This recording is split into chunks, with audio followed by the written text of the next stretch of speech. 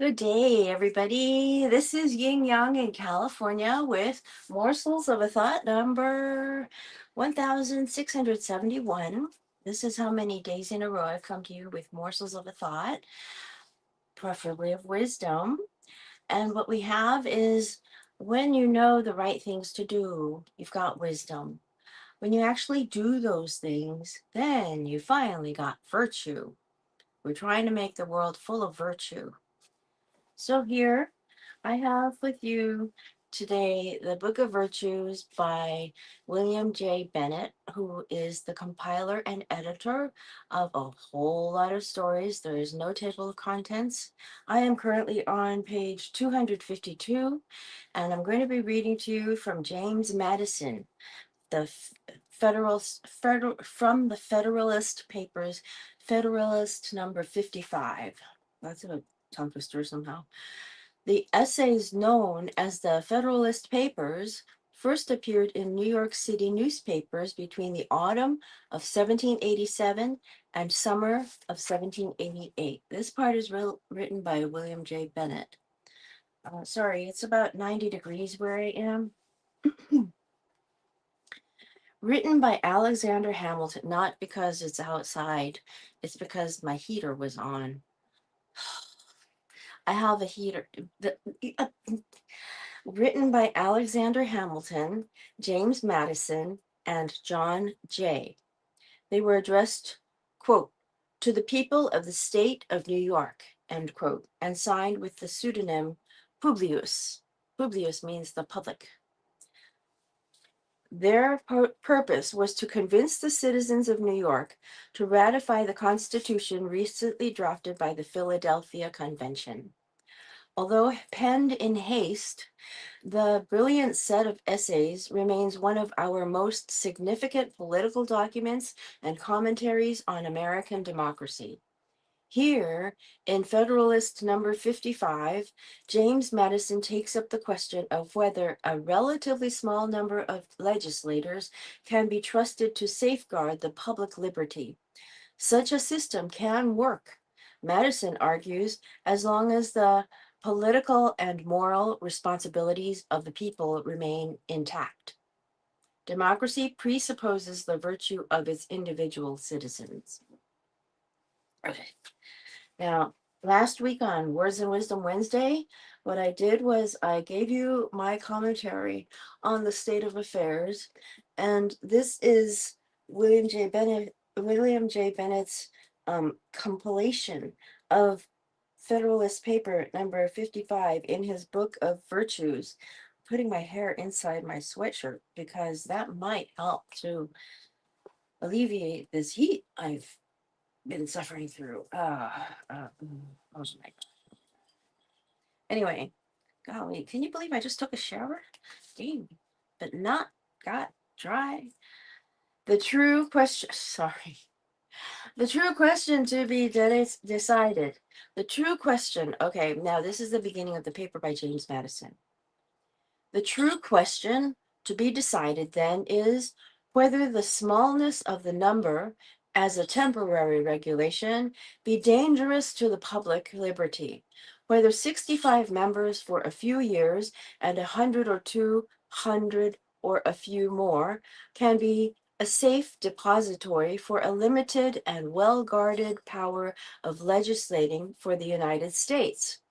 I must own that I could not give a negative answer to this question without first obliterating every impression which I have received with regard to the present genius of the people of America, the spirit which actuates the state legislators, and the principles which are incorporated with the political character of every class of citizens.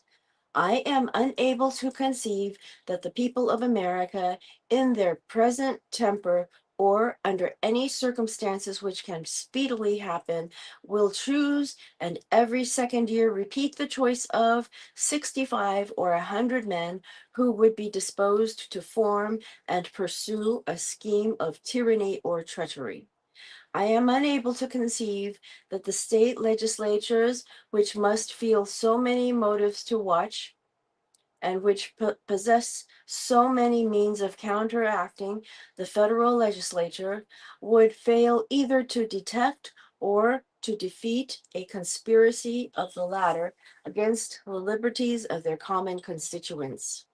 I am equally unable to conceive that there are at this time, or can be in any short time, in the United States, any 65 or 100 men capable of recommending themselves to the choice of the people at large, who would either desire or dare, within the short space of 2 years, to betray the solemn trust committed to them. What change of circumstances, time, and a fuller population of our country may produce requires a prophetic spirit to declare, which makes no part of my pretensions. But judging from the circumstances now before us and from the probable state of them within a moderate period of time, I must pronounce that the liberties of America cannot be unsafe in the number of hands proposed by the federal constitution. As there is a degree of depravity in mankind which requires a certain degree of circumspection and distrust, so there are other qualities in human nature which justify a certain portion of esteem and confidence. Republican government presupposes the existence of these qualities in a higher degree than any other form. Were the pictures which have been drawn by the political jealousy of some among us faithful likenesses of the human character, the inference would be that there is not sufficient virtue among men for self-government, and that nothing less than the chains of despotism can restrain them from destroying and devouring one another. This is where I can make a commentary rather safely and know that I'm within my bounds of my own reasoning.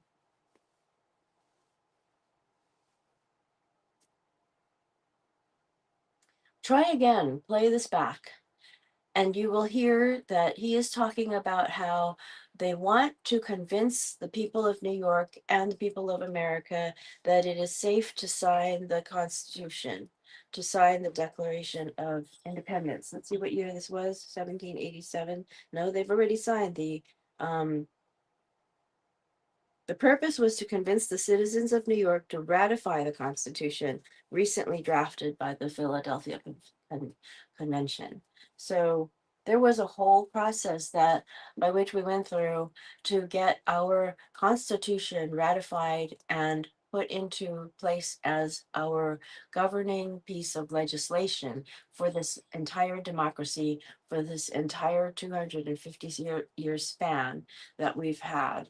It's been 249 years since the Declaration of Independence was signed, and we have been hit by a person who wants to take over everything and throw away the Constitution.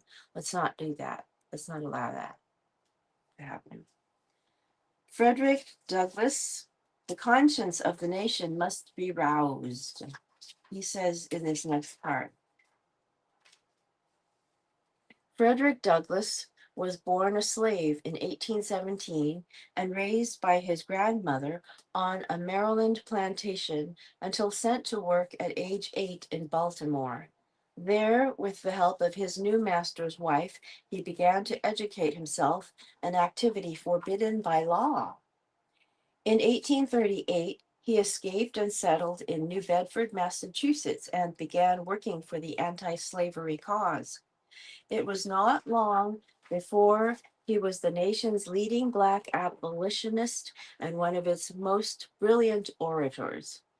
In 1852, having been invited to deliver an Independence Day address in Rochester, New York, Douglass seized the occasion to hold the quote, scorching iron of moral reproach to, end quote, scorching iron, end quote, of moral reproach to the nation's conscience. For Douglass and all Black Americans, the 4th of July was not an anniversary on which to rejoice at the rights of freedoms conferred by democracy. It was a day of deepest shame for those betraying the most for those betraying the most basic moral obligations toward their fellow men. Here is a brave soul holding America accountable for its sins. Trying to see what year it was again. 1817 to 1838. 1838, he came and worked for the anti-slavery cause. In morsels of a thought of hopefully wisdom, we are trying to bring you wisdom, morsels of a thought of wisdom, in order that you may know little by little what the right things to do are. And I'm not trying to tell you what to do. You have to figure that out for yourself. What I'm trying to do is bring you morsels of a thought of wisdom so that you have an idea from other people of the right things to do that were the right things for them. And for this man, it was the right thing to go and join the anti-slavery cause. I am of a different background and I have a different set of needs and maybe similar needs. Some will intersect and some will not. And I will have my own trajectory in life to pursue virtue as well. Virtue comes from the act of doing the right thing. So you've got wisdom when you've got the knowledge of the right thing to do. And then when you finally do them, then you finally got virtue. I'm trying to bring more virtue into the world with morsels of a thought. So today was day number 1671 in a row that I've come to you since January 2nd of 2021. Now, mind you, it wasn't January 1st because I didn't have the courage to start this application until later. And I said, oh, okay, I'll try it. There's only 29 days left in January and I can still do 30 days. I'm sure that's what I was thinking. So this one was written by, oh my gosh, let me get back to the name. Frederick Douglass with 2 S's. Fellow citizens, pardon me. Allow me to ask, why am I called upon to speak here today? What have I, or those I represent, to do with your national independence? Are the great principles of political freedom and of natural justice embodied in that Declaration of Independence extended to us? And am I, therefore, called upon to bring our humble offering to the national altar and to confess the benefits and express devout gratitude to the blessings resulting from your independence to us? Would to God, both for your sake and ours, for your sakes and ours, that an affirmative answer could be truthfully returned to these questions. But such is not the case of there was a ... I'm sorry. But such is not the state of the case. I say it with a sad sense of the disparity between us. And when I say sorry, I'm not making fun of anybody's accent.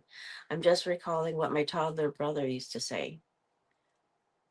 Because he didn't know how to say I am, he was only 2 and could speak a little.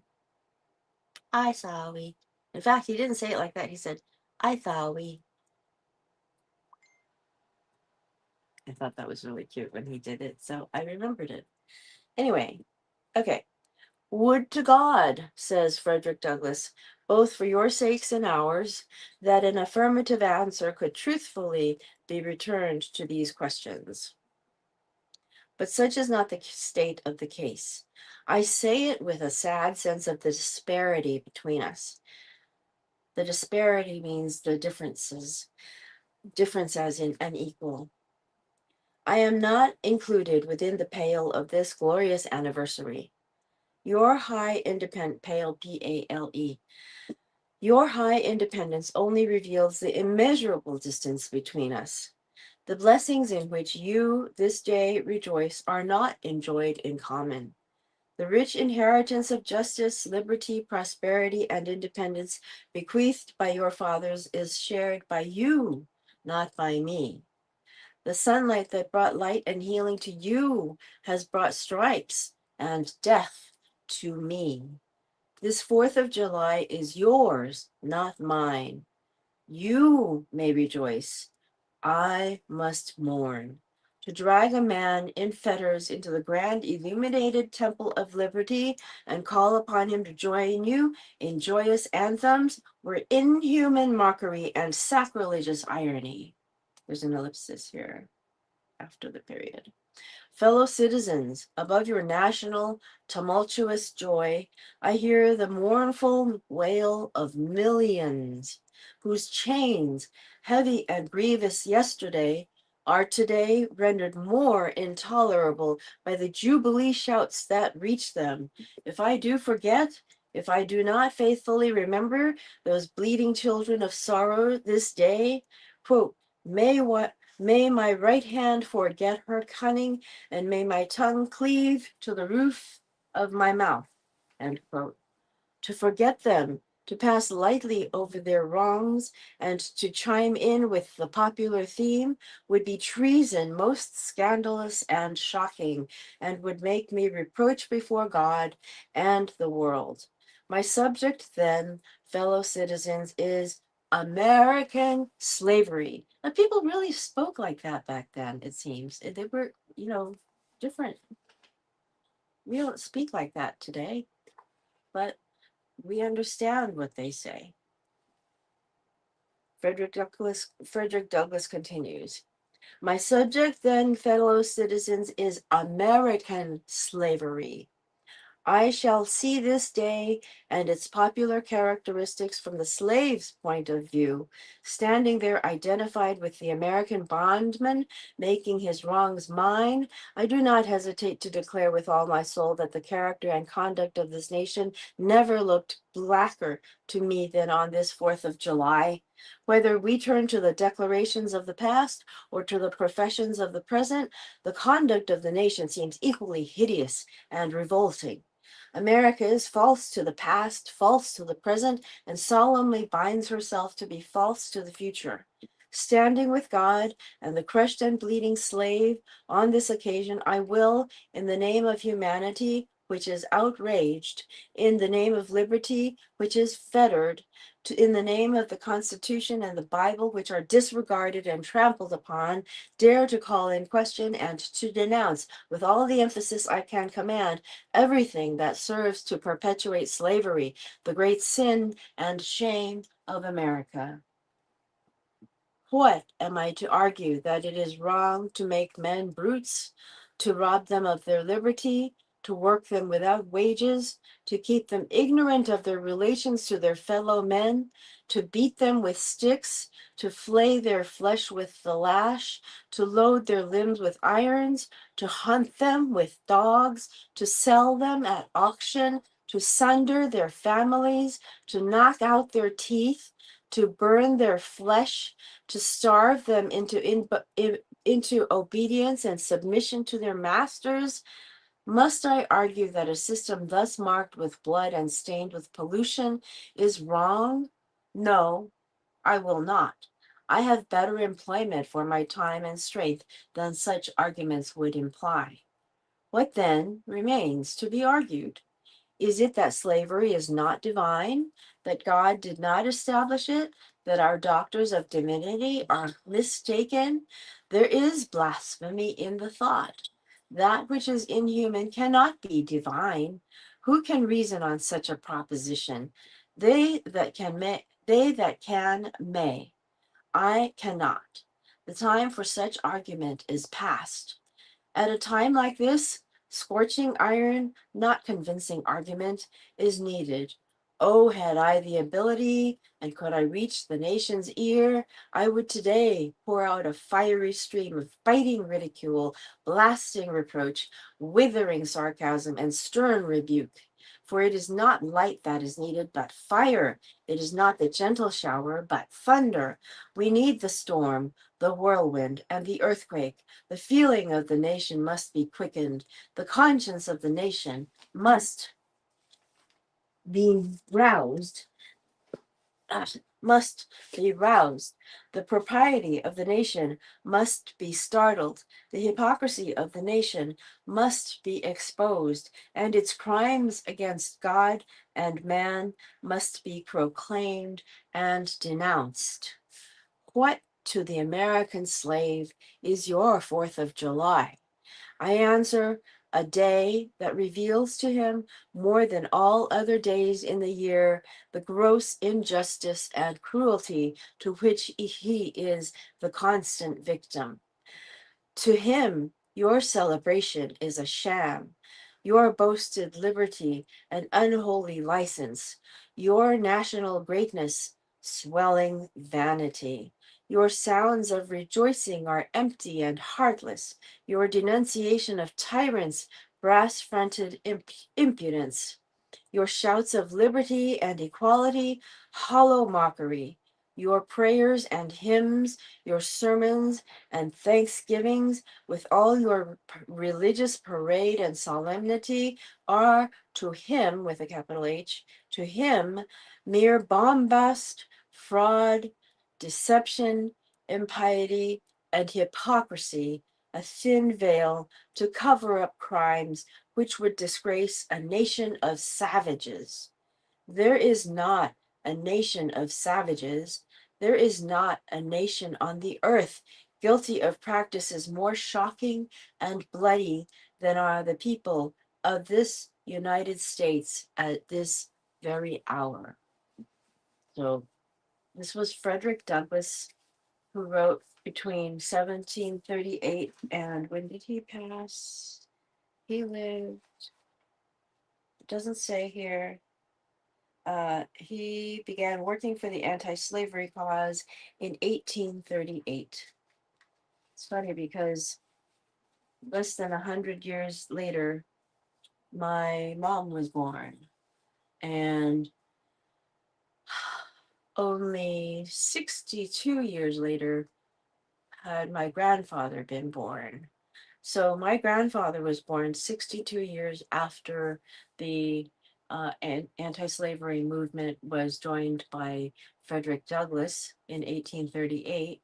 My grandfather was born in 1900, and he saw candles in the night, and he rode in an airplane in the 1960s. He lived to be 64. I think it was 1940. Sorry, not 1960s. He lived until the 1960s, but he rode a plane in 1948. So that would have been um, when he was about 50 years old. So um, today I want to say that our state of our democracy is in extreme peril. It stands on the precipice of disaster and ending death. Um, we need to unite against um, everybody that supports the dictator that's named Trump. We have to call him a dictator now because, in name only, he is running the show behind this set of heinous violations of the Constitution and laws. And we need to understand who is going behind the scenes to run everything. It's not actually him. He's actually out of commission. It's my opinion and my understanding. So I think that we've got to watch out for what's going on. And I believe it is among the billionaire class we can find most of our culprits, but it doesn't mean that they are the only ones.